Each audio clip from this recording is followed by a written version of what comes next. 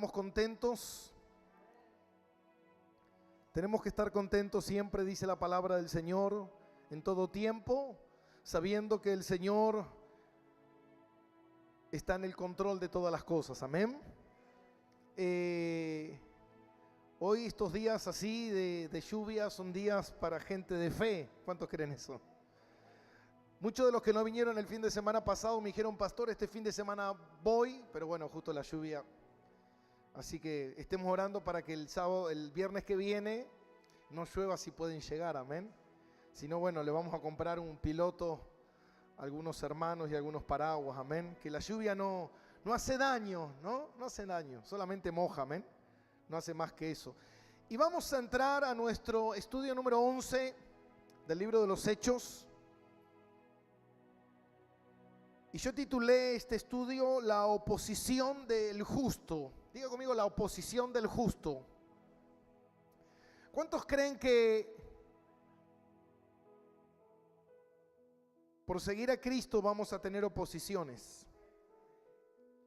Jesús habló de eso, Jesús advirtió de eso y dijo, para que cuando esto suceda no se sorprendan, que no es chocolate por la noticia, sino que es algo que nosotros como cristianos debemos saber para los tiempos que vienen. El día martes estuvo predicando el pastor Néstor sobre el tema que venimos hablando del sufrimiento. ¿Y por qué encaré ese tema del sufrimiento? Porque sentí que era conveniente tocar ese punto para que el cristiano pueda estar preparado para tiempos difíciles. Nosotros tenemos que saber qué necesito yo para sufrir. Respirar.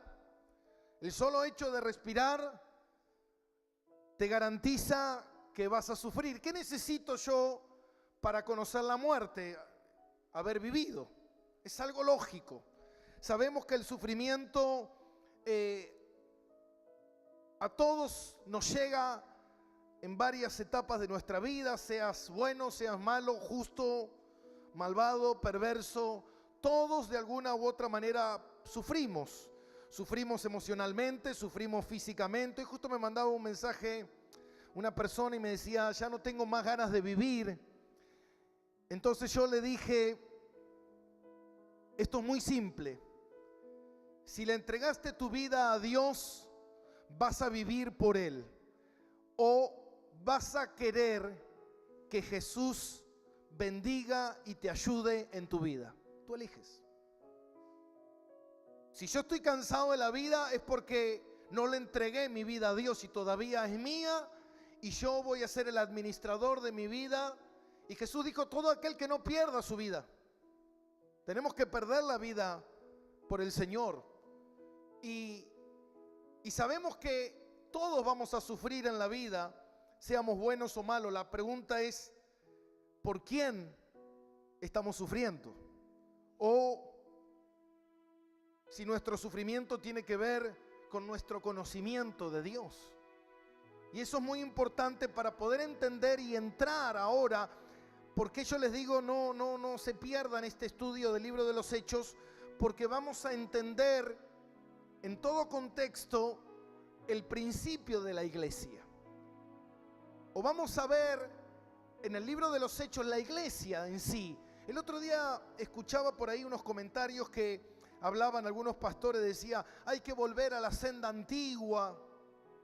Para los que no saben eso, volver a la senda antigua significa volver a las bases bíblicas. Y yo pensaba dentro mío, digo, no hay que volver a la senda antigua.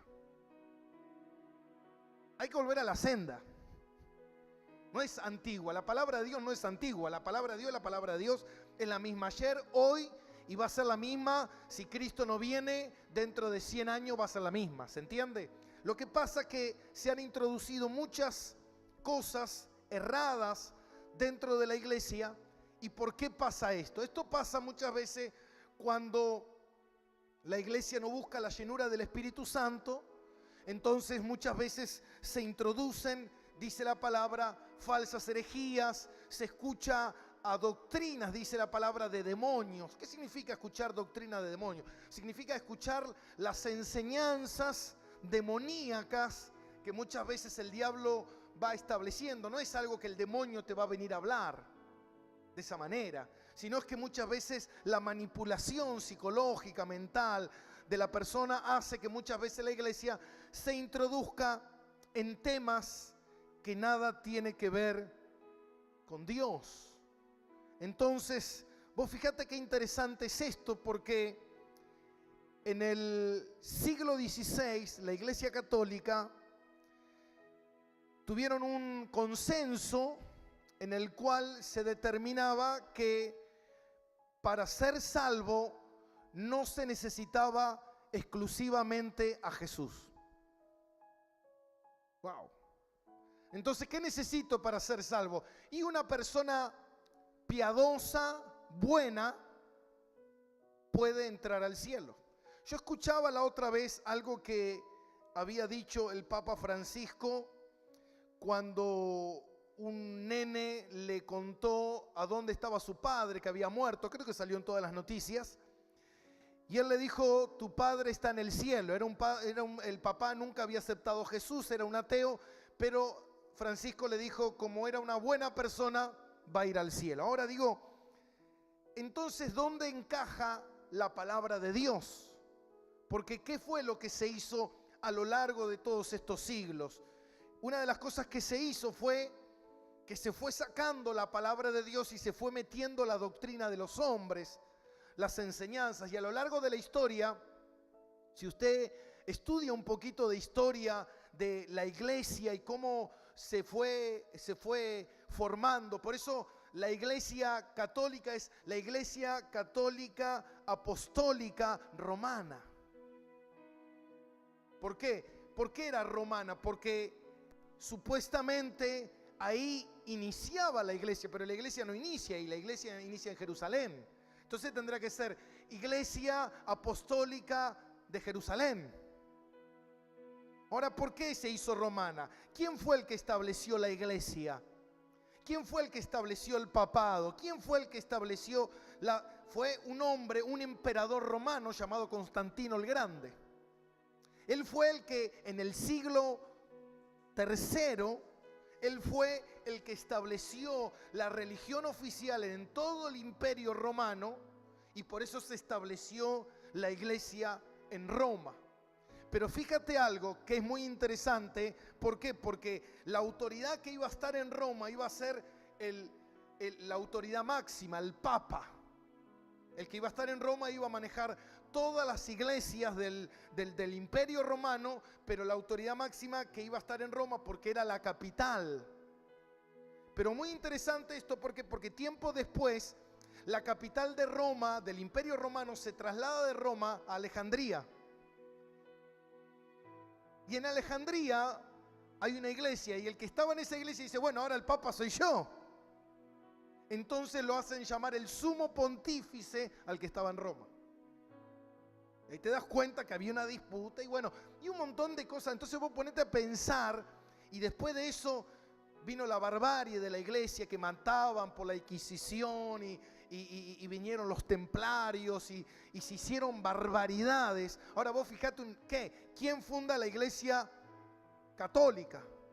Un emperador romano que nunca se bautizó hasta antes de morirse porque no creía. ¿Se entiende?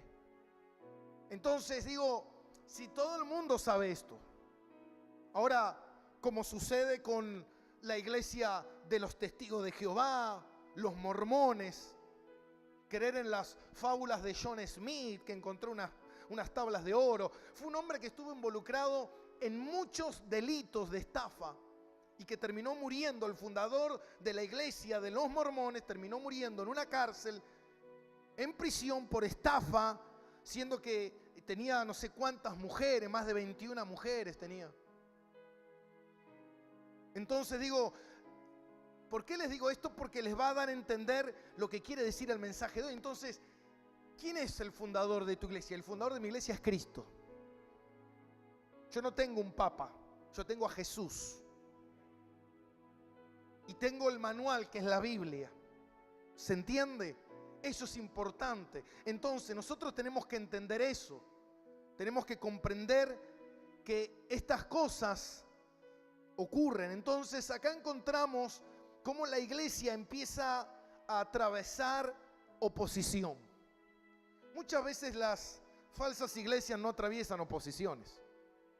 Usted va a ver muchas veces las megas iglesias, las va a ver llenas. ¿Por qué? Porque mientras no seas un enemigo del diablo, el diablo dice: este trabaja para mí, no pasa absolutamente nada. Y te deja. Pero cuando uno decide verdaderamente hablar la verdad, caminar en la verdad, buscar la santidad, consagrarse a Dios, hacer las cosas bien, muchas veces se va a levantar oposición. Y eso es lo que nosotros empezamos a ver acá en este capítulo, donde la iglesia ahora empezamos a entrar en el terreno de la oposición, en el terreno de por qué tanta oposición, y vamos a ver todo lo que empieza a transcurrirle y a pasarle a la iglesia, que usted se va a sentir identificado si usted es parte de la iglesia, porque estos antepasados son su iglesia también. ¿Se entiende? Entonces, si usted es parte de la iglesia, por eso que mucha gente dice: no, yo que voy a ir a escuchar la palabra de Dios, a mí no me interesa. Como en Hechos capítulo 17, los de Berea dice que eran más nobles que los de Tesalónica. ¿Por qué? Porque le interesaba escuchar la palabra y aprender. El fundamento, si usted lee la Biblia entera, usted va a entender que el fundamento de la iglesia, al principio de la iglesia, y el que debería ser hasta el fin, hasta que Cristo venga, era la enseñanza de la palabra y la oración. Esa era la base de todo cristiano. La enseñanza de la palabra para caminar en las doctrinas apostólicas, la doctrina de los apóstoles. Entonces, cuando nosotros empezamos a perder eso, empezamos a perder de cierta manera la brújula. Y yo quiero comenzar con un versículo que está en Primera de Pedro, nada tiene que ver con Hechos, pero sí nos va a dar un comienzo. Primera de Pedro, capítulo 4, versículo 12. Voy a intentar de predicar lo más rápido posible, así que si usted me agarra al vuelo, gloria a Dios. Porque a veces si no es como que tardo mucho. Entonces ahora estoy intentando hacer mensajes más cortos para que la gente se sienta más feliz. Voy a empezar a predicar el mensaje que le gusta a la gente quizás, o voy a predicar lo que el Señor me dice que predique. No sé cómo se dé. Amén. Porque a veces como que estamos medio apurados y no creo que sea lo correcto. A veces cuando uno tiene que estudiar la palabra, eso te lleva muchas horas y tiene que dedicarle el tiempo, y no podemos muchas veces pasar por alto ciertas cosas. Primera de Pedro capítulo 4 versículo 12, y dice así. El título dice padeciendo como cristiano. Usted debe tener el mismo título, ¿no? Bien, poquitos dicen amén, a otros quizás no encontraron. Dice: amados, no os sorprendáis del fuego de prueba que ha sobrevenido, como si alguna cosa extraña o aconteciese. Fíjate algo, dice Pedro: no les extrañe el fuego de la prueba, de la lucha, de la persecución, como si esto fuera algo extraño. Entonces fíjate algo que es sumamente importante. ¿Por qué? Porque el cristiano cree que porque es cristiano no le va a pasar nada. Yo te lo digo esto porque yo nací en una iglesia donde había ciertos errores doctrinales que si uno está enfermo es porque tenía el diablo, tenía demonios, estaba embrujado, tenía pecado oculto. Y después cuando uno se encuentra con la palabra que Pablo, uno de los hombres más justos que encontramos en las Escrituras, que escribió más del 70% de la Biblia, lo encontramos que enfermó gravemente y pasó por un montón de situaciones. Entonces uno dice, esto no es tan así. Entonces ahí es donde nosotros empezamos a entender que bueno, porque Cristo pagó el precio, porque Él sufrió por nosotros, porque Él llevó todos nuestros dolores. Y eso es algo que yo en algún momento quiero enseñar de Isaías, donde dice que por sus llagas nosotros fuimos sanos.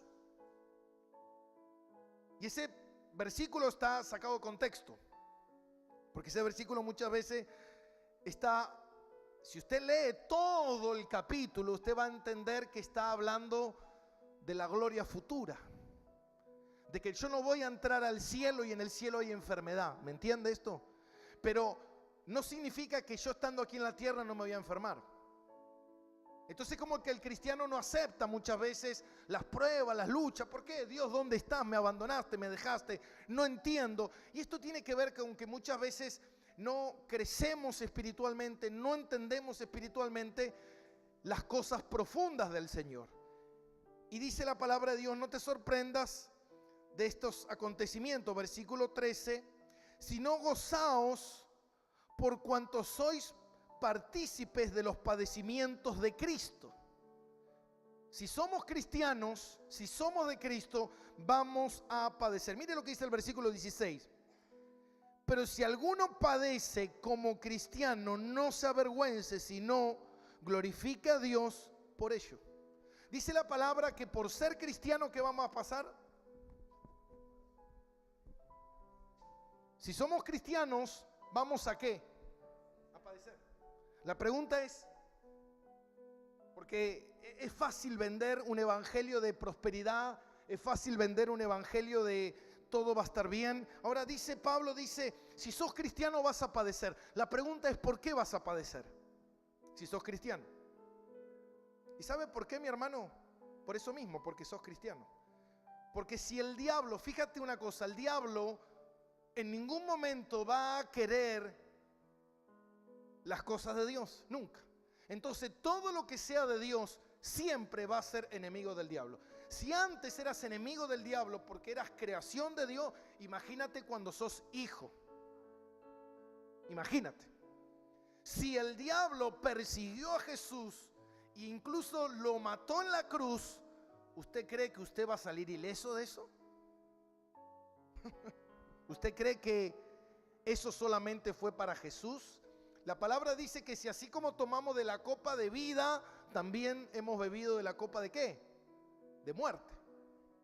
Amén. Entonces acá empezamos a entender un poquito que es algo que va a suceder. Es algo que nos va a suceder a lo largo de todos estos años. Por eso muchas veces el cristiano se pregunta, ¿por qué estoy pasando por lucha? ¿Por qué estoy pasando por problemas? ¿Por qué tengo dificultades? ¿Por qué mis hijos se rebelan? ¿Por qué no alcanzo a llegar a fin de mes? ¿Por qué me pasa esto? Espera. Estás en un territorio donde no es nuestra tierra. Dice la palabra de Dios que nuestra ciudadanía no es de esta tierra, es del cielo. Estás en un territorio infectado del enemigo, donde tú eres el objetivo del enemigo, pero la pregunta es ¿para qué? ¿Por qué el diablo quiere destruirte? ¿Por qué el diablo va a hacer todo lo posible para destruirte? ¿Por qué el diablo quiso hacer todo lo posible para destruir a Jesús? ¿Se acuerdan? A Jesús desde su nacimiento ya ni siquiera encontraba un lugar donde nacer. Cuando nació ya Herodes mandó a matar a todos. ¿Por qué el diablo está tan empecinado en destruirlo? ¿Por qué? ¿Por qué el diablo está empecinado en destruirlo a Jesús? ¿Y sabe qué? ¿Se acuerdan cuando Pablo o en ese momento Saulo perseguía a la iglesia? ¿Recuerdan cuando Saulo perseguía a la iglesia y él va camino a Damasco y se le aparece el Señor en el camino y le dice, Saulo, Saulo, ¿por qué? La pregunta es, ¿perseguía Saulo a Jesús o perseguía a la iglesia de Jesús? Perseguía a la iglesia de Jesús. Entonces, ¿por qué Jesús le dijo, ¿por qué me persigues? Porque la iglesia es Jesús. ¿Se entiende? Entonces, si tú eres cristiano, el enemigo te va a perseguir. El enemigo te va a olfatear. El enemigo te va a querer destruir. ¿Pero por qué te quiere destruir? Porque ¿sabe qué, mi hermano? Lo que el diablo no quiere es que la verdad del evangelio se propague. Lo que el diablo no quería era que Jesús hablara, que Él hablara de parte del Padre, que Él anunciara las cosas del reino. ¿Sabe por qué? Porque cuando se predica la verdad, hay salvación. hay cambios de vida, hay almas que no se van a ir al infierno, amén. Entonces el diablo lo que no quiere es que se predique esa verdad. Y encontramos en Hechos capítulo 4, vamos a leer en Hechos capítulo 3, y encontramos, ¿se acuerdan el mensaje que predicó Pedro después de la sanación de este paralítico, más de 40 años paralítico, y que les empezó a predicar a las personas porque se empezaron a reunir alrededor del cojo? Imagínense que todo el mundo conocía a este paralítico, era un paralítico que siempre estaba ahí, todo el mundo sabía quién era, toda la vida lo habían visto crecer de niño, adolescente, siempre paralítico, y de repente este paralítico estaba caminando, este paralítico estaba andando, glorificando a Dios, y dice que no soltaba a Pedro y a Juan, sino que los tenía agarrados diciendo: estos son mis amigos. Y la gente se reunía ahí alrededor viendo este milagro, viendo este acontecimiento, y Pedro empieza a exponer la palabra de Dios, empieza a hablar de lo que había ocurrido, de que no pusieran los ojos en ellos, que pusieran los ojos en Jesús, aquel que ellos habían autorizado para crucificar. Pero ese Jesús era el que había levantado a este hombre y había hecho esta señal. ¿Para qué? Para llamar la atención. ¿Se entiende? Lo que había hecho Jesús era un milagro. ¿Para qué? Para llamar la atención de toda esa gente que estaba ahí, y todos quedaron sorprendidos de lo que estaba ocurriendo. Y de repente Pedro empieza a predicar de la palabra del Señor, empieza a enseñar el mensaje de Jesucristo, y dice versículo 20: vosotros sois los hijos de los profetas y del pacto que Dios hizo con vuestros padres, diciendo a Abraham: en tu simiente serán benditas todas las familias de la tierra. A vosotros primeramente Dios, habiendo levantado a su Hijo, lo envió para que bendijese, a fin de que cada uno se convierta de su maldad. Capítulo 4. Acuérdese que estaban... Capítulo 4. Estábamos leyendo 3:20. 25, perdón. ¿Sí? ¿Estamos bien o no? ¿Sí? 3:25, ahora pasamos al capítulo 4. ¿Estamos acá? ¿Sí? ¿Estamos bien? ¿Qué pasó? Estamos en el capítulo 3, que dejamos la semana pasada, hermano. Ahora vamos a continuar por el capítulo 4, ¿sí? Ahora, acuérdese que antiguamente la palabra de Dios no tenía capítulos ni títulos. Esto se puso muchos siglos después. Antes las escrituras era como si fuese una carta, ¿se entiende? Era todo correlativo y no tenía capítulos ni títulos. Eso se fue haciendo con el paso de los siglos y se fue modificando esas cosas. Y dice: hablando ellos al pueblo, vinieron sobre ellos los sacerdotes con el jefe de la guardia del templo y los saduceos, resentidos de que enseñasen al pueblo y anunciasen en Jesús la resurrección de entre los muertos, y le echaron mano y lo pusieron en la cárcel hasta el día siguiente, porque ya era tarde. Ahora fíjate algo, ellos estaban hablando del Señor, estaban predicando la palabra al pueblo, le estaban enseñando lo que había ocurrido, estaban hablando, y de repente... Acuérdense que ellos estaban en la puerta del templo de Salomón, la puerta la hermosa, que se creía que era la puerta donde entraban las mujeres. Y ellos estaban ahí en ese pórtico gigante. Acuérdense que el templo era algo sumamente enorme. Y ellos estaban ahí y había muchísima gente reunida viendo esto que estaba aconteciendo. Y de repente sale uno de los jefes de la guardia. Acuérdense que los jefes de la guardia estaban después del sumo sacerdote. Después del sumo sacerdote estaban los jefes de la guardia, que eran la autoridad. Esta guardia nada tenía que ver con los romanos. Roma le permitía a los judíos tener una policía interna en el templo. ¿Se entiende? Pero era una policía corrupta, era una policía malvada. Entonces fueron y le echaron mano a Pedro y a Juan, que estaban ahí, le echaron mano y los metieron directamente en la cárcel. Esto habla de que el enemigo de alguna u otra manera siempre va a querer hacer algo. ¿Qué? Callar. Lo que el diablo quiere es que tú te calles. Lo que el enemigo siempre va a querer es que tú no hables. Es que no le prediques a nadie, no le anuncies a nadie, no hables nada. Y siempre te va a hablar en tu cabeza, va a tirar dardos a tu mente. Tú no sirves, tú no sabes, tú eres un pecador, tú no puedes hablar nada. Entonces fíjate lo que ocurre en ese momento. Mientras ellos predicaban, vinieron y los callaron instantáneamente, llevándolos a prisión injustamente porque tenían poder. Usaron el poder de las influencias, usaron el poder militar, usaron el poder de los saduceos. Acuérdense que los saduceos, miren, dice la palabra, dice que ellos estaban resentidos. ¿Y por qué los saduceos estaban resentidos? ¿Sabe por qué? Porque los saduceos eran personas que ellos creían únicamente en el Pentateuco, que son los primeros 5 libros de la Biblia, y ellos no creían en la resurrección. Y los saduceos eran personas muy adineradas que tenían una gran influencia con el Imperio Romano. Eran los que intervenían entre el Imperio Romano y los israelitas. Eran los que hacían negocios con los romanos. Entonces ellos tenían mucho poder y ellos utilizaron ese poder para callar a Pedro. Ellos utilizaron ese poder, usaron el poder del templo, usaron el poder de la guardia del templo para callarlos. Y de repente dice que les echaron mano y lo metieron en la cárcel porque tenían un plan.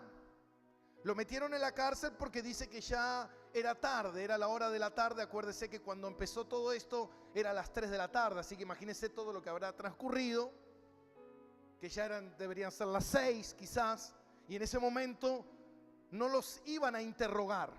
Querían armar algo bien armado para poder amedrentarlos. Nadie sabe bien qué pasó dentro de esa cárcel, pero seguramente no la habrán pasado muy bien. Seguramente en esa cárcel les habrán dicho: miren que mañana son hombre muerto. Los habrán amedrentado de todas las maneras posibles. ¿Para qué? Para que tuvieran temor, para que se arrepintiesen, para que... ¿Qué usa? Muchas veces lo hemos visto cuando salen en las noticias, cuando agarran a alguien y quieren que hablen, ¿lo que hacen? ¿Le pegan o no? Vos sos el culpable. No, yo no lo hice. Declará que sos vos. Entonces imagínese lo que en ese tiempo habrá ocurrido, lo que le habrán hecho. No relata la palabra de Dios lo que habrá ocurrido en ese momento, pero seguramente que bien no la pasaban. Y sabe que en ese tiempo se utilizaba mucho de meter, ¿se acuerda que lo metieron a Jesús también en la cárcel? ¿Y sabe para qué se utilizaba mucho de meterlo en la cárcel y recién al otro día resolver el asunto? Para hacer un trabajo psicológico, para debilitarlos psicológicamente, para decirles: mira lo que te pasó en una noche en prisión. Si tú no cambias, si tú no te arrepientes, si tú no haces algo diferente, si tú no haces lo que queremos, podrás pasar mucho tiempo ahí adentro. Mira, si una cárcel, creo que no. Imagínate si en este momento viene el enemigo y te toma y te tiran en un calabozo, y en el calabozo te están esperando unos muchachos con unas lanzas y te dicen: no quiero que vayas más a la iglesia, no quiero que prediques más, no quiero que hables más, si no sos hombre muerto. Y mañana te van a preguntar, y si tú dices que vas a seguir predicando, te van a volver a traer acá y nosotros los tipos sacando filo. ¿Vos qué harías? ¿Qué harías en ese momento? ¿Qué haríamos? Seguramente muchos dirían: no, ya me hice musulmán. Mira lo que te digo. Me pongo el turbante y soy un musulmán tremendo. ¿Qué Jesús? Ni lo conozco a Jesús. Eso fue lo que le pasó a Pedro. ¿Se acuerdan que Pedro lo negó? Acuérdese que esto Pasaron 2 meses aproximadamente donde Pedro lo había negado, donde Pedro había dicho, yo ni lo conozco a Jesús.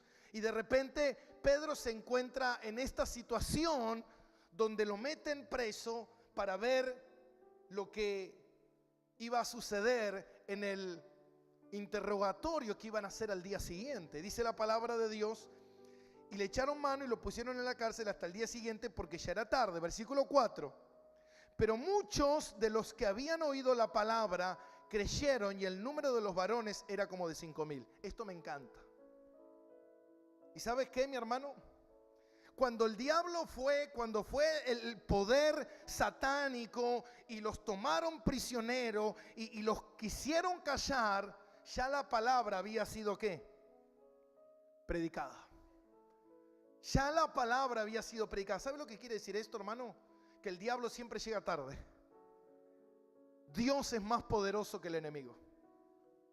Y dice, hermano, mira, en esa circunstancia donde vieron el cojo sanarse, donde Pedro les empieza a predicar, de repente el enemigo se entera, viene y los toma como prisioneros para callarlos, pero ya la palabra había sido predicada. Cuando la palabra es lanzada, por eso dice la palabra, dice que la palabra no volverá ¿qué? Vacía, sino que hará lo que tiene que hacer, amén. Y dice que fue predicada y que se convirtieron 2,000 personas. ¿Cuántas se convirtieron? 2,000. ¿Cuántas se convirtieron? 2,000. ¿Cuántas se convirtieron? 2,000. ¿Cuántas se convirtieron? 5,000 dice acá. Y dice, pero muchos de los que habían oído la palabra creyeron, y el número de los varones era como de 5,000. 3,000 se convirtieron antes y ahora se convirtieron 2,000. ¿Entiende ahora la palabra? No dice que se convirtieron en ese momento 5,000, sino que era el total de la iglesia 5,000. Antes, en el primer mensaje de Pedro, se convirtieron 3,000. Y ahora se habían convertido 2,000. Esos 2,000, imagínese, hermano, que se convirtieron, no todos los que estaban ahí, pero se convirtieron 2,000. Imagínese la cantidad. Y dice la palabra solamente de hombres, no habla ni de niños ni de mujeres. Así que es que se calcula, muchos eruditos calculan que en ese tiempo la iglesia tenía más de 15,000 miembros solamente en un mes. Wow. ¿Alguien puede? ¿Y sabe por qué el número era 2,000? Que se convirtieron 2,000 varones. ¿Cuántos fueron los que tomaron preso y los metieron en el calabozo? ¿Cuántas personas? 2, Pedro y Juan. ¿Y sabe qué, mi hermano? Cuando el diablo quiere callar a 2, ¿sabe lo que hizo el Señor? Levantó a 2,000. Ahora yo le preguntaría a los jefes de la cárcel, a los saduceos, a los fariseos, yo le preguntaría, ¿tienes calabozo para 2,000? Porque si me tomas como prisionero a los 2,000, el Señor te va a levantar 200,000. ¿Te das cuenta? Que cuando alguien quiere callar la voz de Dios, Dios lo que hace es levantar más gente que hable más de Él. Nunca el Señor puede ser vencido, nunca, nunca. La gente cree que ellos creían que podían, ¿se acuerdan que creyeron ellos que vencieron? Matamos a Jesús. Imagínense, hace 2 meses matamos a Jesús, ahora 2 meses después tenían una iglesia de 15,000 hablando de Jesús. ¡Wow! Y el reino se estaba propagando por todos lados, en Asia, en Roma se estaba llevando la palabra. ¿Sabe por qué, mi hermano? Porque es obra del Espíritu Santo. Y el Espíritu Santo opera con poder. Entonces, cuando ellos quisieron callarlo, el Señor levantó más voces que hablaran del Señor. Y dice que 2,000 personas se convirtieron, solamente hombres en ese momento. Y dice que los metieron en la cárcel para amedrentarlos. Y dice que estaban el capitán del templo, los saduceos, y después más abajo dice que también estaban los gobernantes. Había ancianos, escribas, sumos sacerdotes. Wow. Seguimos leyendo. Y aconteció que al día siguiente que se reunieron en Jerusalén los gobernantes, los ancianos, los escribas, el sumo sacerdote, Anás, Caifás, Juan, Alejandro y todos los que eran de la familia del sumo sacerdote. Wow. ¿Sabe por qué no hicieron más también de enjuiciarlo esa misma noche? Sino porque querían juntar todo el poderío posible. Dos hombres iletrados, dos hombres del bulbo, dos hombres que no conocían la palabra, dos hombres, y fíjate toda la organización que ellos hicieron. Porque dice, hermano, que estaban, si usted estudia un poco esto, estaban las personas más poderosas en ese momento, reunidos al lado de, enfrente de Pedro y de Juan, amedrentándolos. Y dice que se juntaron todos, que se juntaron los capitanes del templo, los saduceos, que eran los hombres poderosos y de influencia romana y poder económico, los gobernantes. Estos gobernantes seguramente eran personas que tenían cargos políticos en Jerusalén, los ancianos, mire todas las personas. Wow, los ancianos, ¿quiénes eran los ancianos? Los ancianos eran las personas con sabiduría, los que tenían años de experiencia, los que pueden hablar, amén. Y mire todo lo que el diablo organizó para hacerte cambiar de parecer. ¿Me está escuchando? ¿Me está escuchando? Yo recuerdo que cuando me convertí a Cristo venía gente que me decía: nene, ¿qué estás haciendo? Eso no es así. Yo te lo digo yo porque tengo años. Y estos ancianos eran personas con sabiduría, personas con conocimiento. Y dice que estaban los escribas. Los escribas eran los maestros de la ley. No eran cualquier pelmazo.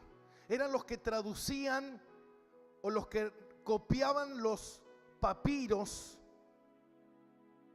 los escritos de la palabra de Dios. Eran personas muy inteligentes. Eran las personas más inteligentes que existían en ese tiempo. Eran como los profesores de alguna facultad con un doctorado y con un conocimiento tan extraordinario. Y después dice que estaba el sumo sacerdote Anás y también Caifás. Ahora, esto es contradictorio porque solamente puede haber un solo sumo sacerdote. ¿Por qué estaba Anás y Caifás? Anás era el sumo sacerdote antes de que su yerno Caifás tomara el lugar. Los sumos sacerdotes no lo ponía Dios, no lo ponía la gente, los ponía el poder romano. Entonces Anás había tenido, escuche esto, él tenía Anás, por eso lo reconocen acá como sumo sacerdote, porque era el sumo sacerdote del pueblo. Él tenía mucho poder con la gente, pero había tenido choques con Roma, amén, con Pilato. Entonces levantan como sumo sacerdote a Caifás, su yerno. Pero la gente y las escrituras lo reconocen no solamente a Caifás, sino también a Anás también como sacerdote. Y dice que estaba también Juan y Alejandro, que ni siquiera sabemos quién corno son. Pero estaban ahí. Se cree que eran hijos de Anás, que eran personas de influencia, pero nadie sabe quiénes son. Pero seguramente que en ese tiempo, obviamente, si los pusieron, eran personas que eran conocidas. Ahora, dice que estaban ahí también toda la familia del sumo sacerdote, alguien más. La barra brava, sentido, era como que no sabían quién más traer. A la mafia siciliana, a los militares, a Galtieri. Sí, querían traer, resucitar gente, poner a todo lo que sean posible para que cambiaran su opinión. Esto, ¿sabe qué nos habla, hermano? Que muchas veces el enemigo te va a rodear de personas, amigos, gente de influencia. Mirá, vos que estás mal y que vas a la iglesia, yo tengo unos contactos, yo tengo un amigo acá que te puede dar esto, podemos hacer esta transfugiada, podemos... ¿amén? ¿Me entiende?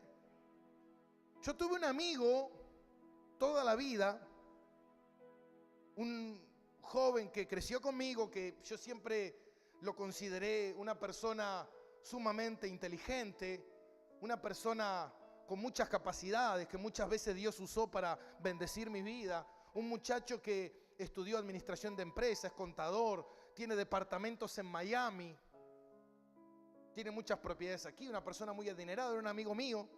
Y un día me llama por teléfono y me dice: Gastón, tengo un problema, quiero que me ayudes a resolverlo. Yo le dije: sí, Juan, lo que quieras.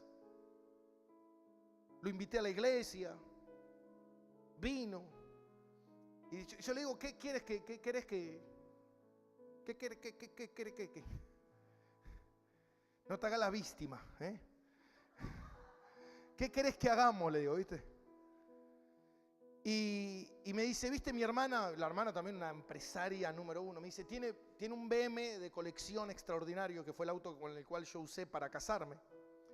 Y me dice: y el seguro ya no se lo quieren asegurar más porque es un auto antiguo. Lo queremos hacer desaparecer para hacerlo pasar por el seguro. Bueno, ¿me das una mano que lo podamos incendiar ahí en La Plata? Me dice. Me dice: pero no es algo simple, voy yo, me llevas vos ahí, lo prendemos fuego, me subo a tu auto, nos vamos y listo, después lo pasan por robo. Y mi hermana me dice que, me acuerdo que en ese tiempo yo y mi esposa teníamos hambre. Me dice: te va a dar 20.000 pesos, me acuerdo. Imagínate, en ese tiempo 20.000 pesos, estamos como hablando ahora 50 lucas. Y yo dije: sí, yo no estoy haciendo nada malo. Y después me fui a casa, me acuerdo, y me puse a pensar y digo, y Dios me estuvo tratando en el corazón y digo: no, eso está mal, eso no es de Dios. Y me acuerdo que lo llamo por teléfono y le digo: mirá, Juan, discúlpame, pero sos mi amigo, hago cualquier cosa por vos, pero esto... Y a partir de ahí dejé de tener un amigo. ¿Se entiende, mi hermano? Muchas veces el diablo va a ponerte gente a tu alrededor para intentar de confundirte, para intentar decir: fue tanto a la iglesia tenés que ir, tirate una cañita al aire, hoy hagamos un par de travesuras, no pasa nada. Y siempre va a intentar de llevarte por caminos equivocados. Y acá vemos que el diablo usó todo el poder que tenía para poder influenciar en Pedro y en Juan. Y no solamente, fíjate, hermano, no es que solamente vino el guardia de la cárcel y dijo: che, muchachos, lo que están haciendo está mal. No. Se tomó el lugar de venir todos los saduceos, todo el sumo sacerdote, Anás, Caifás, toda la familia, todo el poder que existía, los gobernantes, los ancianos, todos. ¿Para qué? Para hacerlos cambiar de parecer. Y esto es increíble. Y dice la palabra de Dios así. Y dice, versículo 7, y poniéndoles en medio, le preguntaron: ¿con qué potestad o en qué nombre habéis hecho esto vosotros? Ellos le empiezan a preguntar: ¿con qué poder o en qué nombre ustedes hicieron esto? A ellos les llamó mucho la atención. Por eso te digo que muchas veces la gente dice: no, vamos a orar por milagro. ¿Cuánto necesitan que se le haga el arco del pie? Todos reciban sanidad, ¿entiendes? Y el Señor, cuando hace un milagro, tiene que ver con que hay una puerta que el Señor está abriendo. Hay algo que el Señor quiere hacer notorio. Hay algo que el Señor quiere que la gente pueda hablar de eso. Y eso llevó a que Pedro y Juan estuvieran delante de todas estas personas tan importantes para el mundo de ese tiempo, que ellos expusieron la palabra. Y fíjate algo, y ellos le preguntaron en el poder, porque potestad es poder, en el poder o en el nombre de quién habéis hecho esto. ¿Cómo fue que hicieron esto? Y ¿sabe qué, mi hermano? Yo creo que es el error que muchas veces comete el diablo. Porque, ¿sabe qué, mi hermano? A mí me pasa muchas veces que muchas veces estoy en algún lugar y la gente que sabe que predico la palabra y que soy pastor, mucha gente siempre usan lo mismo. Che, en la iglesia son todos chorros. Y es lo peor que puedes usar, porque me diste el pie para que predique. Y yo le digo: bueno, ya que me escuchaste, ya que me preguntaste, ahora me vas a escuchar. ¿Se entiende? Acuérdese que Pedro y Juan predicaron afuera y se convirtieron, ¿cuántos? 2.000. ¿Está acá? No diga más 5.000. ¿Se convirtieron cuánto? 2.000. Ahora Pedro y Juan están delante del concilio para predicar la palabra, pero ¿sabe cuántos se convierten? Ninguno. Ahora la pregunta es, ¿para qué estaban predicando entonces? ¿Para qué estaban predicando? Afuera predicaron para salvación, acá estaban predicando, ¿sabe para qué? Para condenación. ¿Está acá conmigo? Dios tiene el control absolutamente de todas las cosas. Muchas veces uno le está predicando a alguien y dice, ¿para qué le estoy predicando? Puede ser para salvación o puede ser para condenación. Eso no lo sabe usted. Eso lo sabe el Señor, amén. Y dice que los pusieron ahí en medio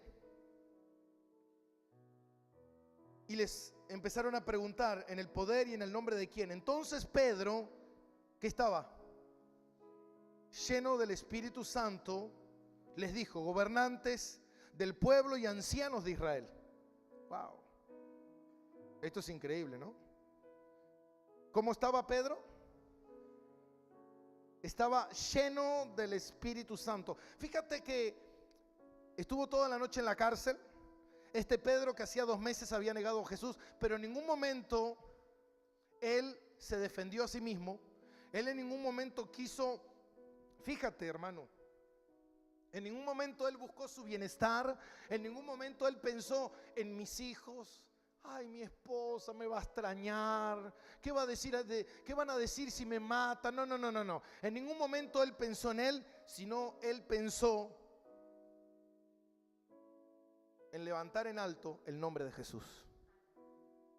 Y eso es importante, porque todo lo que en la circunstancia que muchas veces tú te encuentras, en las conversaciones que tú te encuentras, muchas veces inconscientemente nos exaltamos a nosotros y no nos estamos dando cuenta de que Dios está permitiendo eso para que el nombre del Señor sea exaltado a través de tu vida. Y Pedro en ningún momento utilizó ninguna excusa para defenderse a sí mismo, sino que defendió el honor y el nombre de nuestro Señor Jesucristo.